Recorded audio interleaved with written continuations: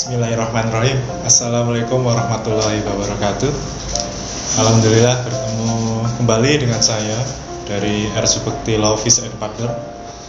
Pada kesempatan kali ini kami akan mencoba share terkait edukasi hukum dengan tema rentenir. Untuk yang kemarin yaitu terkait rentenir dan pengertian dan aspek hukumnya sudah kita ketahui bersama-sama. Nah, kali ini pada kesempatan ini saya ingin mencoba sharing edukasi hukum terkait penerapan sanksi pidana terhadap rentenir. Bahwa rentenir awalnya itu datang ke kita atau kepada korban rente itu dengan muka manis, dengan iming-iming, bujuk rayu, serta istilahnya mimik muka yang halus.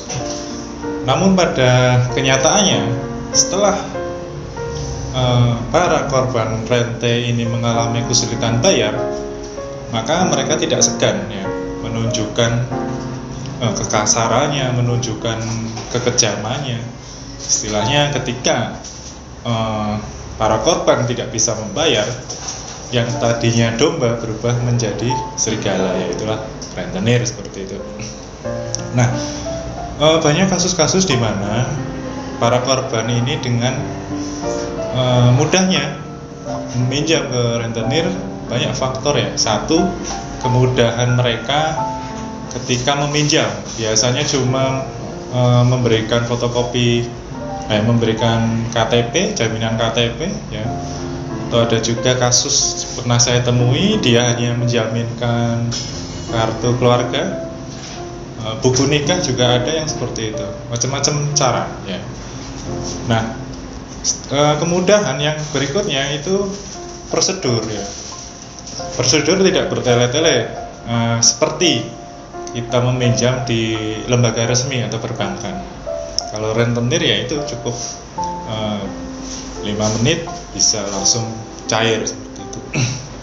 Nah, seringkali para korban rentenir ini tidak berdaya ketika harta atau hak kebendaannya diambil paksa oleh para rentenir dengan alasan bunga atau tunggakan angsuran yang wajib dibayarkan itu sudah terlalu besar, maka dia semena-mena merampas hak kebendaan para korban rentenir ini. Nah, kali ini saya ingin mencoba sharing terkait apakah ada sanksi pidana yang bisa kita jerat terhadap para rentenir ini. Setelah kami kaji, itu ada tiga pasal yang dimana bisa kita terapkan ya untuk menjerat para rentenir. Nah, kita mulai ya. Yang pertama satu yaitu pasal terkait undang-undang pelepasan uang. Jadi di tahun 1938 pada waktu itu ada yang namanya undang-undang pelepas uang, di mana pekerjaan melepaskan uang itu satu dilarang. Ketika ada seseorang atau badan yang melakukan pekerjaan melepas uang tanpa izin ya, itu dilarang oleh pemerintah. Dan ketika ada yang seperti itu kita laporkan, maka sanksi pidananya itu 2 tahun 8 bulan ya, itu ada di undang-undang tersebut pasal 17. Itu satu. Yang kedua, ada di pasal 368 ya, itu terkait pemerasan dan pengancaman. Saat si rentenir mengancam kita untuk menyerahkan ya harta benda kita, baik itu berupa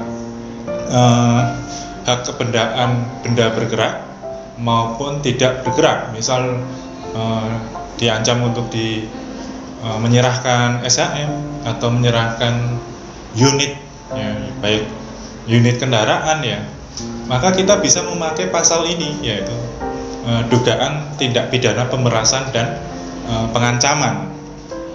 Kemudian yang terakhir, yang ketiga, terkait dengan tindak pidana pencucian uang. Tindak pidana pencucian uang ini ketika si rentenir ini kan tidak melaporkan pajak penghasilan kepada negara. Nah, selama ini bunga yang mereka kutip dari praktek rentenir itu mereka biasanya akumulasikan untuk modal mereka merente, ya, dan itu tidak dilaporkan oleh atau kepada negara. Maka ini patut diduga mereka melakukan tindak pidana pencurian uang yang di sini berkaitan dengan bidang perpajakan. Nah, ketiga pasal ini bisa kita buat atau bisa kita jerat kepada para pelaku rentenir. Nah, harapan saya setelah saudara-saudara semua melihat tayangan ini bisa semakin berani, ya, untuk melaporkan tindak pidana rentenir, ya, yang ada di sekitar saudara atau yang terjadi pada diri saudara sendiri. Demikian yang bisa saya sampaikan. Semoga tayangan ini bermanfaat, ya, dan agar tema atau topik rentenir ini bisa makin bagus lagi. Yang ketiga, nanti akan saya sharing terkait bagaimana atau tips menghadapi rentenir. Di situ ada cara-cara negosiasi dan lain-lain. Atas perhatiannya saya ucapkan terima kasih. Wassalamualaikum warahmatullahi wabarakatuh. Terima kasih.